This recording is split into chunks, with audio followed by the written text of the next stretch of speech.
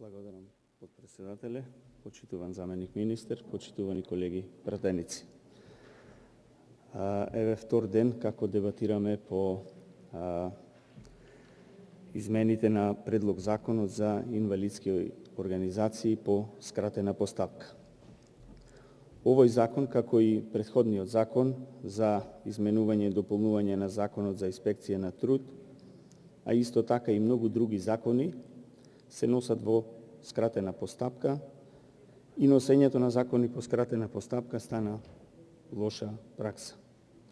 Носењето на овој закон по скратена постапка е со образложение дека не станува збор за сложен и обемен закон, меѓутоа овие образложенија не држат затоа што станува збор за сложен закон, бидејќи опфаќа голем број на луѓе кои се надеваат и очекуваат нови и подобри одредби во законот за инвалидски организации.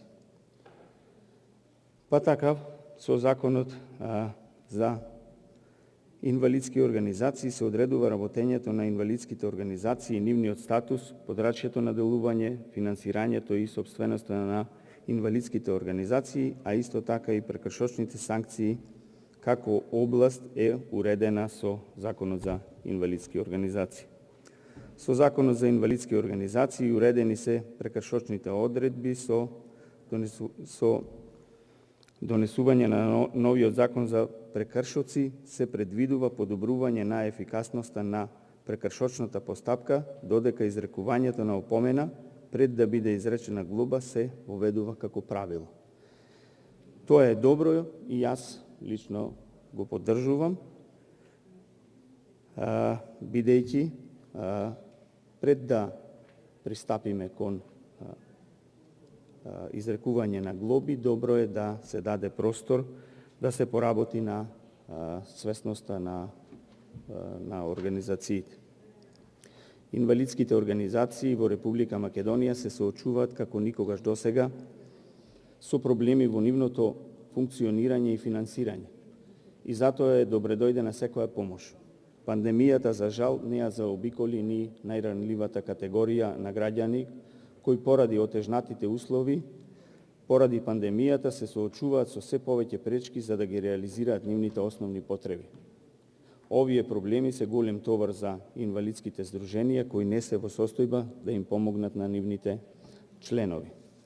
И затоа е добро ова намалување на казните за инвалидските организации, како што е предвидено, но се поставува едно прашање дали со кратењето на казните ќе се предизвика обратен ефект, односно да се предизвика зголемено нарушување и прекршување на законот. Па така да имаме ситуација како пред некој ден, кога на градскиот плоштад едно Бентли и за сето тоа негово лудување плати символично 45 евра. Од друга страна, и во овој закон, и во претходниот закон за изменување и дополнување на законот за инспекција на труд се предвидува кратење на глобите, а во буџетот што го изгласавме пред неколку дена, беше предвидено дека зголемувањето на глобите ќе се зголеми за 8%. Па се поставува логично едно прашање, како ќе ги достигнете тие 8% зголемување со намалени казни, освен ако не се казнува на секој чекор и на тој што треба и на тој што не треба. И после ова се лутите кога еден колега тука, Здравковски, ќе ви каже дека Македонија се претвора во пендрек држава. И тоа е точно.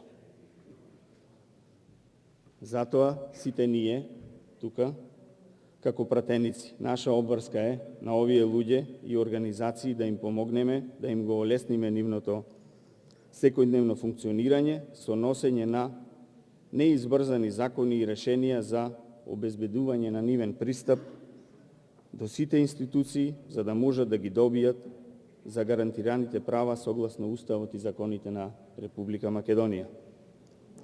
Ете, ова е наша задача и обврска во ова собрание, да носиме такви закони, да им ги подобриме животот на сите граѓани на Република Македонија, а не да седиме тука со денови само од една причина, за да донесиме закон по жилба на Зоран Заев, за да може да искраде 33 милиони евра пари на граѓаните. Благодарам.